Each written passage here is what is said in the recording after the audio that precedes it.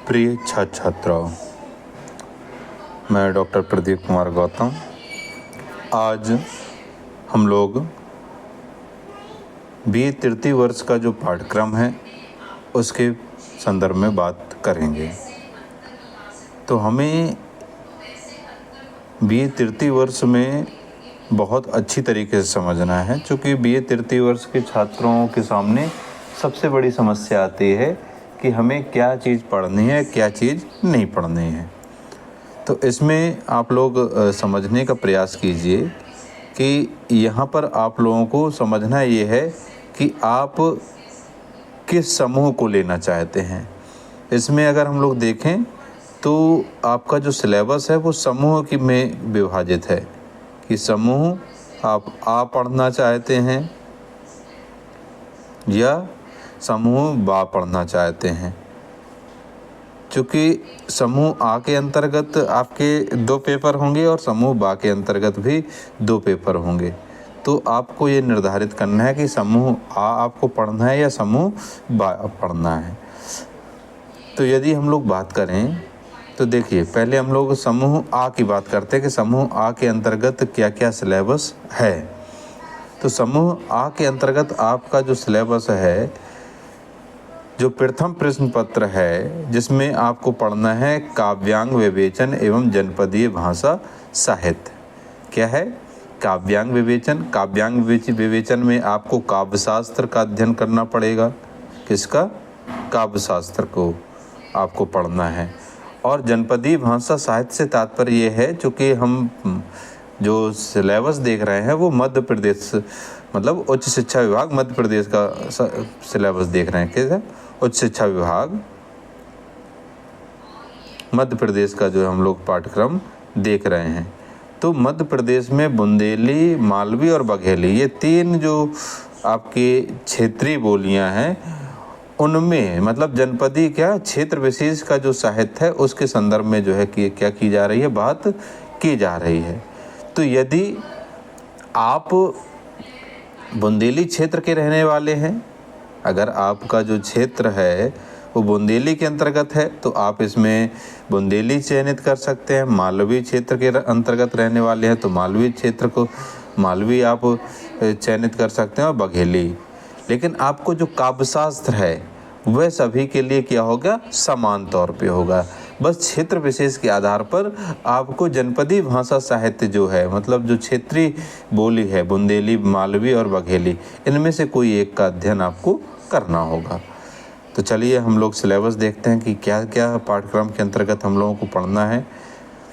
तो नियम वही है जो पिछले जो वीडियो हैं उनमें मैंने बताया हुआ है कि आपका कॉलेज स्तर पर CC का एग्ज़ाम होगा, उसका 30 नंबर होगा, और विश्वविद्यालय द्वारा जो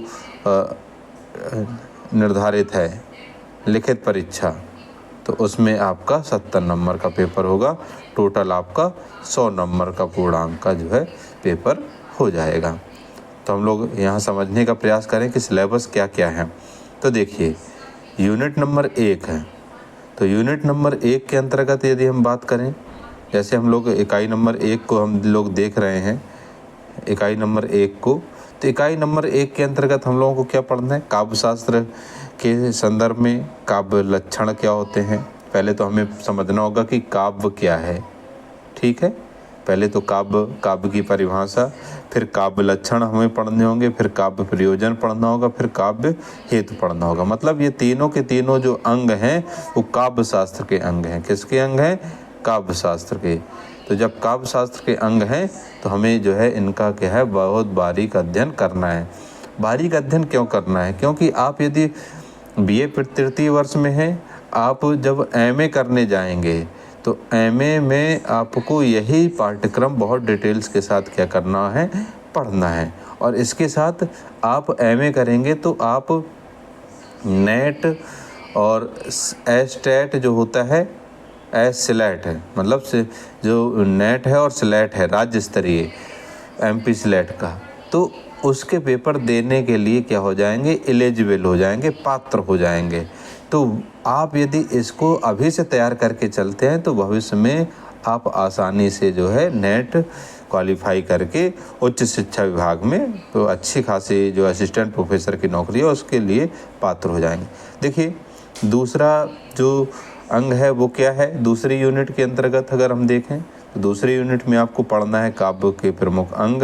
तो आपको रस विवेचन पढ़ना है, अलंकार पढ़ने हैं तो अलंकार में प्रमुख जो अलंकार हैं उनको पढ़ना होगा, शब्द शक्ति पढ़नी है, काव्य गुण क्या होते हैं उनको पढ़ना है, उसमें पहले से दे दिया है प्रसाद माधुर्य और रोज, और छंद के अंदर दोहा सोरठा चौपाई कवित्त सवई, इनको जो है आपको क्या करना है, पढ़ना है। फिर देखिए तीसरा जो प्रश्न है, तीसरी जो यूनिट है, तीसरी यूनिट के अंतर्गत देखें तो जनपदी भाषा, जनपदी मतलब जनपदी भाषा क्या होती है, तो हमने सबसे पहले बुंदेली, अगर बुंदेली क्षेत्र के रहने वाले हैं तो बुंदेली आपको पढ़ना होगा। फिर जनपदी भाषा का भौगोलिक क्षेत्र एवं विस्तार आपको जो है जानना है। अगर जैसे बुंदेली अगर आपके पाठ्यक्रम में शामिल है तो आपको देखना होगा कि बुंदेली का क्षेत्रफल क्या है, किन किन जिलों में, मध्य प्रदेश के किन किन जिलों में जो है बुंदेली का विस्तार है, इसको हम लोग क्या होगा समझना होगा। फिर इसके बाद जनपदी भाषा की ऐतिहासिक पृष्ठभूमि, तो हमें जो हम लोग अध्ययन कर रहे हैं बुंदेली मालवी बघेली, उसकी ऐतिहासिक पृष्ठभूमि मतलब उसका इतिहास क्या रहा है, उस बोली का इतिहास क्या है, तो इसको हम लोग क्या करेंगे समझने का प्रयास करेंगे। कि जैसे आपका बुंदेली है तो बुंदेली का इतिहास क्या रहा है, इसके साथ जनपदी भाषा साहित्य का मतलब जो क्षेत्रीय बोलियां हैं उनका इतिहास क्या है, उसको हम लोग यहाँ से समझने का प्रयास करेंगे। ठीक है। फिर इसके बाद अगली जो यूनिट है वो है प्रतिनिधि रचनाकारों की, इकाई नंबर कौन सी 4। तो इकाई नंबर 4 के अंतर्गत हम लोग देखेंगे क्या चीज़ कि इकाई नंबर 4 में कि कौन से रचनाकार हैं उनका क्या क्या अध्ययन करना है। ठीक है। तो हम लोग देखेंगे जैसे आपका यदि बुंदेली हमारा है तो बुंदेली में हम लोग पढ़ेंगे कि बुंदेली भाषा का इतिहास एवं प्रमुख कवि, तो सबसे पहले जगनिक का आलखंड और उसमें अंश है सुमरन करके नारायण को। फिर ईश्वरी है तो ईश्वरी की फागें बहुत प्रसिद्ध हैं, तो हमें यहाँ पर क्या होगा जैसे जगनिक है तो पहले जगनिक का व्यक्तित्व एवं कृतित्व देखेंगे। ठीक है। जगनिक का, ईश्वरी है तो ईश्वरी जी का व्यक्तित्व एवं कृतित्व हम लोग देखने का प्रयास करेंगे। ठीक। तो इसमें जैसे ईश्वरी है तो ईश्वरी ने क्या क्या जो है कहा है, तो ये हम लोग देखेंगे। फिर भक्ति परक फागे हैं वो पढ़ेंगे, प्रकृति परक फागे हैं, लोक जीवन की चौकड़ियाँ हैं, तो इनको हम लोग क्या करेंगे अध्ययन करेंगे। फिर जो अगले रचनाकार हैं जो बहुत ही क्या है बहुत ही महत्व, तो आगे हम लोग जो है संतोष सिंह बुंदेला जी जो बहुत ही महत्वपूर्ण क्या है रचनाकार हैं बुंदेली साहित्य के अंतर्गत, तो इनको हम लोग अध्ययन करेंगे। तो संतोष सिंह बुंदेला जी ऐसो जो बुंदेलखंड है सुनोनो से, इनके मतलब ये जो महत्वपूर्ण 5 जो कविताएं हैं इनका जो हम लोग क्या करेंगे अध्ययन करेंगे, इनकी व्याख्या और समीक्षा करेंगे। फिर हैं माधव शुक्ल जी, तो माधव शुक्ल जी को हम लोग इनका व्यक्तित्व एवं कृतित्व देखेंगे। इसके साथ इनकी जो 5 महत्वपूर्ण कविताएं हैं कौन सी, बड़ी रसीली हो गई रातें, नीके बसंती आ गए दिन, फागुन आ गए, कब से देखूं बाप पिया की, अंगना के फूल खिला जइयों, तो ये सब चीज़ें क्या क्या है हम लोग अध्ययन करेंगे। इसके बाद हम लोग दूसरे उसमें देखिए जो लोगों को बुंदेली अगर जो लोग लिए हैं उन्हें तो क्या करना है बुंदेली के अंतर्गत पढ़ना है, लेकिन जिन लोगों को बुंदेली की जगह पर मालवी एवं निवाड़ी भाषा साहित्य जिन लोगों ने का क्षेत्र है, अगर जो निमाड़ क्षेत्र के रहने वाले हैं तो स्वाभाविक है वो निमाड़ी पढ़ेंगे, मालवा क्षेत्र के रहने वाले वो मालवी पढ़ेंगे, तो उन्हें जो है इन रचनाकारों को पढ़ना है। तो सबसे पहले इसमें संत पीपा की वाणी है एवं उनके पद हैं, उनका हम लोग अध्ययन करेंगे। प्रारंभ की इनकी जो प्रारंभ की 5 शाखियाँ उनको पढ़ेंगे और प्रारंभ के 5 पद हैं उनको पढ़ेंगे। ये जो है देखिए क्या है महायोगी वैष्णव संत पीपा जी ये एक ग्रंथ का नाम है और जिसके संपादक कौन है? श्री राजेंद्र दास जी। ये उससे ली गई हैं, ये 5 साखियाँ और 5 पद है, तो हम लोगों को ये ध्यान रखना है। फिर अगले रचनाकार के तौर पर अगर हम देखें मालवा क्षेत्र के रचनाकारों में, तो संत सिंगा जी आ जाएंगे।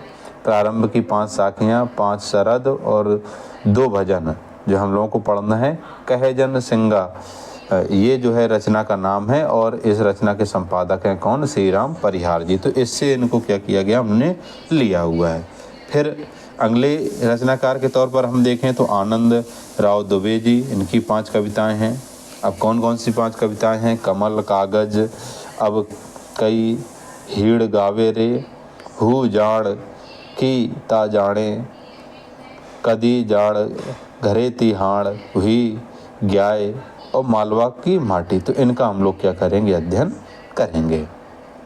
फिर हैं बाल कवि बैरागी जी, ये रचनाकार बहुत महत्वपूर्ण है। ये समझ लीजिए कि ये मध्य प्रदेश के प्रमुख रचनाकारों में हैं। प्रमुख रचनाकारों में क्यों हैं? क्योंकि बाल कवि बैरागी जी का जो मध्य प्रदेश का हायर एजुकेशन का जो पेपर है उसमें इनकी रचनाएं पूछी जाती हैं।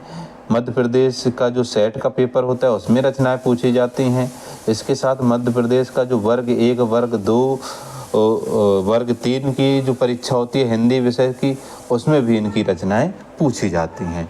तो बाल कवि बैरागी को क्या करना है? आपको बहुत अच्छे से अध्ययन करना है। तो इनकी कौन कौन सी रचनाएं हैं अगर हम लोग देखें तो बाजे रे ढोल, इनकी जो 5 महत्वपूर्ण कविताएं हैं, पसीनों रे ललाट को बादरणा अयज्ञा, और फिर यो बसंत है पनिहारी। ये जो है 5 कविताएं हम लोग बाल कवि बैरागी की पढ़ेंगे। फिर अगले उसमें अगर हम लोग देखें तो बघेली साहित्य का अध्ययन है। देखिए 3 उसमें आपका डिवाइड किया गया है, बुंदेली, मालवी और बघेली। ठीक है, कौन सा? मालवी और बघेली। तो ये 3 का जो डिवाइडेशन है, इनमें से किसी एक का ही केवल आपको क्या करना है? अध्ययन करना है। ये चीज़ हमें ध्यान रखनी है। तो बघेली हम लोग अध्ययन करेंगे तो इसके प्रमुख कवि कौन कौन से हैं? तो फिर है बैजनाथ पांडे, बैजू नाम से जो प्रसिद्ध हैं। तो इनका व्यक्तित्व एवं कृतित्व हम लोग देखेंगे, इनकी साहित्यिक विशेषताओं को हम लोग देखेंगे। तो इनकी देखो, इनकी जो रचनाएं हैं वो कौन सी? देश सेवा, नेता, मेला, गरीबी, इनका जो है हम लोग क्या करेंगे? अध्ययन करेंगे, इनकी व्याख्या करेंगे एवं समीक्षा करेंगे। फिर है अगली रचना इन्हीं की, तो है बिटियन केर पढ़ाई। फिर अगले रचनाकार के तौर पर अगर हम देखें तो है सैफुद्दीन सिद्दीकी सैफू। तो इनकी साहित्यिक विशेषताएं देखेंगे और इनकी जो रचनाएं हैं, तो रचनाओं में अगर हम देखें तो कौन कौन सी हैं? अगर देखें तो किसान हैं, रुपया केर महातिम, मैं देखा अब कजराहटा माँ, दौड़ता बनाइस मनई और अरे अक्किल का माजा। तो ये इनकी 5 महत्वपूर्ण रचनाएं हम लोग क्या करेंगे? देखेंगे। ठीक है। फिर अगर हम लोग देखें अगले रचनाकार, तो अगले रचनाकार हैं अमोल बटरोही। इनका व्यक्तित्व कृतित्व देखेंगे और इनकी 5 जो कविताएं हैं उनका हम लोग क्या करेंगे? अध्ययन करेंगे। ठीक है। फिर इसके बाद है बाबूलाल दहिया। तो बाबूलाल दहिया की जो गज़लें हैं उनको हम लोग पढ़ेंगे। गज़ल अब हमी उन्हों निता स्वाचे का चाहे, और अकेले डाग माँ गोरू चबावे कोल बर सईत, हर बाहे के कबू कनूत। तो इनका हम लोग क्या करेंगे? अध्ययन करेंगे। इसके साथ जो अगर हम लोग देखें अगली जो यूनिट है, कौन सी? Unit number 5। तो यूनिट नंबर 5 में हम लोग जो है पढ़ेंगे जनजाति भाषा साहित्य। तो इनका जो हम लोग क्या देखेंगे? जनजाति भाषा साहित्य का संग्रह जो लिखित और वीडियो के माध्यम से है उसका हम लोग अध्ययन करेंगे।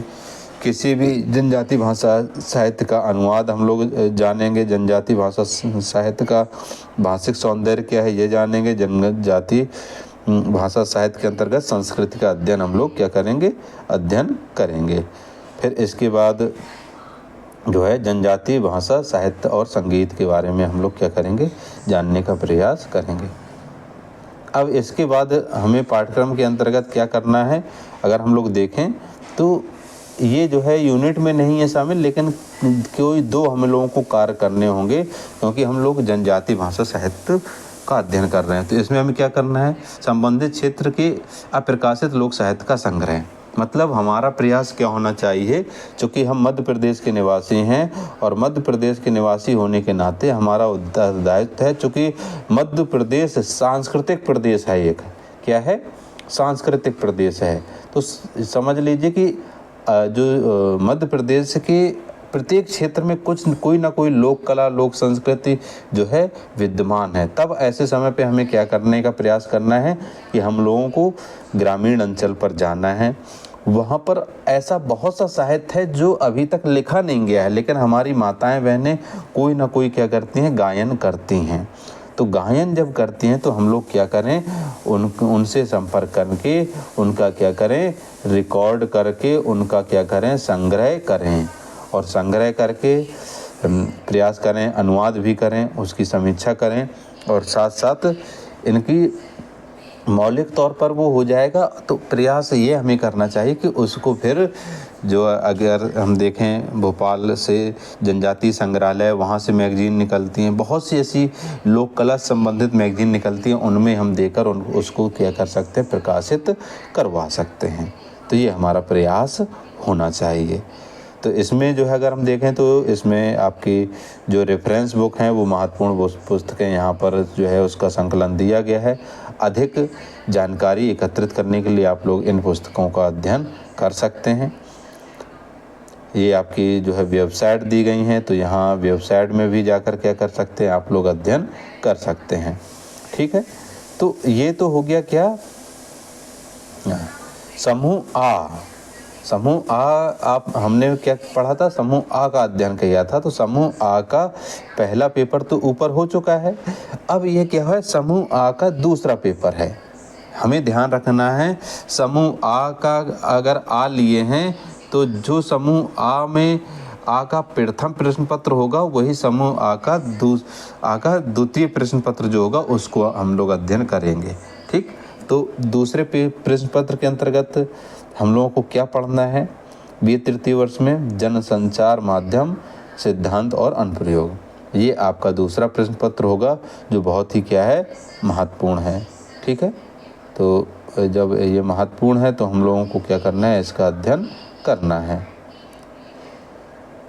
अब हम लोग देखें कि इसमें हमें क्या क्या चीज़ें पढ़नी हैं। तो अब देखिए, कोई ना कोई जो है जब पाठ्यक्रम हो डिज़ाइन किया जाता है तो उसका कोई ना कोई उद्देश्य है। तो देखिए, इसमें उद्देश्य को हम लोग समझने का प्रयास करें, क्या है। यह एक रोजगारोन्मुखी पाठ्यक्रम है जो विद्यार्थियों को जनसंचार माध्यम के कौशल प्राप्त करने और रोजगार प्राप्त करने में सहयोगी होगा। विद्यार्थी महत्वपूर्ण व्यक्तियों के साक्षात्कार लेने में सक्षम होंगे। विद्यार्थी को पत्रकारिता के माध्यम से सामाजिक और राष्ट्रीय दायित्व का बोध होगा। मतलब इस पाठ्यक्रम को जब हम लोग पढ़ेंगे तो विद्यार्थियों में ये भावनाएं क्या हो जाएंगी, निहित हो जाएंगी। तो ये भावनाएं निहित करने के लिए हमें क्या करना होगा, इसको पूरी ईमानदारी के साथ पढ़ना होगा। तो चलिए हम लोग देखते हैं पाठ्यक्रम क्या है। पहले तो देखिए, आपका वही चीज़ें यहाँ पर होंगी कि सीसी 30 नंबर का होगा, क्या सीसी, और लिखित परीक्षा आपकी 70 नंबर की होगी। कितने की, 70।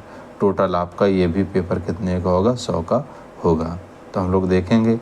अब हम लोग देखते हैं इकाई नंबर 1। इकाई नंबर 1 में जनसंचार की अवधारणा और विविध आयाम।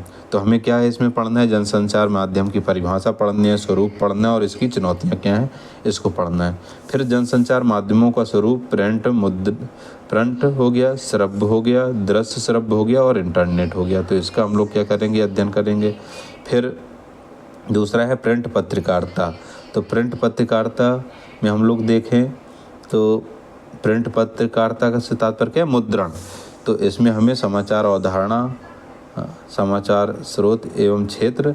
तो हमें इसमें क्या क्या चीज़ें पढ़नी होंगी, समाचार संग्रह की पद्धति और लेखन प्रक्रिया, मतलब कि समाचार को संग्रहित कैसा किया जाए, एकत्रित कैसे किया जाए और फिर उसको किस प्रकार से लिखा जाए, इस चैप्टर के माध्यम से हम ये समझने का प्रयास करेंगे। फिर अगला जो चैप्टर है उसमें हमें क्या अध्ययन करना होगा, समाचार का वर्गीकरण, मतलब कि समाचार कौन सा समाचार किस कैटेगरी का होगा, उसकी कैटेगरी हमें निर्धारित करनी होगी। तो खोजी, व्याख्यापरक, अनुवर्तन समाचार हम लोग समझेंगे। फिर संवाददाता की भूमिका क्या होती है ये पढ़ेंगे। संपादकीय लेखन, स्तंभ लेखन एवं फीचर लेखन क्या होता है इसको समझेंगे। फिर मुद्रण कला, लेआउट एवं पृष्ठ सज्जा क्या होती है इसको हम लोग पढ़ने का प्रयास करें। अगर ये सभी चीज़ें हम जान गए ना, तो हम ये समझ लीजिए कि पत्रकारिता के लिए जो महत्वपूर्ण चीज़ें होती हैं वो हम इसी पेपर के माध्यम से आराम से समझने में तैयार हो जाएंगे। और अच्छे पत्रकार, अगर जो ईमानदारी से पढ़ेगा वो अच्छा पत्रकार भी बन सकता है। फिर देखिए प्रबंधन, पत्रकारिता प्रबंधन में विज्ञापन, विक्रय एवं वितरण, प्रेस वार्ता एवं साक्षात्कार, इसको हम लोग समझेंगे इसके माध्यम से। फिर क्या, दृश्य श्रव्य माध्यम, इलेक्ट्रॉनिक मीडिया की पत्रकारिता, समाचार संकलन, दृश्य श्रव्य माध्यम, संपादन प्रस्तुतिकरण की प्रक्रिया, टेलीविज़न धारावाहिक, टेली ड्रामा, टेलीफिल्म, डाकू ड्रामा, दृश्य श्रव्य माध्यम, ठीक है।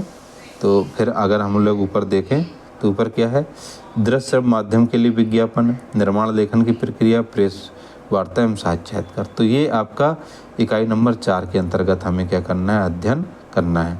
इकाई नंबर अगर हम 5 देखें तो इकाई नंबर 5 के अंतर्गत हमें क्या पढ़ना है, न्यू मीडिया, वेब मीडिया का आशय एवं विविध रूप, न्यू मीडिया, वेब मीडिया के समाचार लेखन एवं संपादन एवं प्रस्तुतिकरण, समाचार लेखन एवं संपादन, न्यू मीडिया का सामाजिक एवं सांस्कृतिक पक्ष और एवं प्रभाव, इसको हम लोग जानेंगे। फिर अगला जो है बिंदु रहेगा वो है प्रेस एवं मीडिया संबंधी प्रमुख कानून एवं आचार संहिता। तो ये जो है आपका क्या होगा, यहाँ से हम लोग समझेंगे। फिर है व्यवहारिक ज्ञान में print, radio, electronic, new media संबंधित समाचार लेखन, प्रस्तुतिकरण एवं फिल्म समीक्षा, तो इसको हम लोग समझने का प्रयास करेंगे। इससे संबंधित जो सहायक ग्रंथ हैं, जो रेफरेंस बुक हैं वो ये दी गई हैं। बहुत अधिक अध्ययन करने के लिए आप लोग इन पुस्तकों की सहायता ले सकते हैं, ये कि पुस्तकें खरीद सकते हैं। आप लोग चाहें तो वेबसाइट पे भी, जो ये वेबसाइट हैं, इन वेबसाइट में भी जाकर क्या कर सकते हैं, अध्ययन कर सकते हैं, ठीक है। तो ये चीज़ें हो जाएंगी। अगर अब इसके बाद हम लोग देखें, देखिए प्रश्न किस प्रकार से होगा, जो अभी हमने बोला सीसी ये 30 नंबर, मतलब असाइनमेंट बनाना होगा, प्रस्तुतिकरण करना होगा। सीसी देखिए CCE, तो सीसी का ये हो जाएगा। फिर आपका निर्धारण जो होगा, बाकी इस प्रकार के प्रश्न जो अति लघु, लघु और दीर्घ उत्तरीय प्रश्नों का 70 नंबर का हो गया। टोटल 100 नंबर यहाँ क्या हो जाएगा, ठीक है। तो ये चीज़ें हो जाएंगी। तो यहाँ तक हम लोग इसको क्या करते हैं, समझते हैं। चूँकि यहाँ पर अगर हम देखें तो ये 12 नंबर का आ गया, तो 12 नंबर को हम अब दूसरे वीडियो पे समझेंगे, ठीक है। तो आप लोग बहुत अच्छे से जो है BA को जो है क्या करें, लेने का प्रयास करें। लोगों को वीडियो कैसा लगा आप लोग कमेंट्स बॉक्स में ज़रूर बताएं। साथ ही आप लोग चैनल में नए हैं तो चैनल को लाइक सब्सक्राइब अवश्य करें, अपने दोस्तों को शेयर करें। वंदे मातरम, जय हिंद।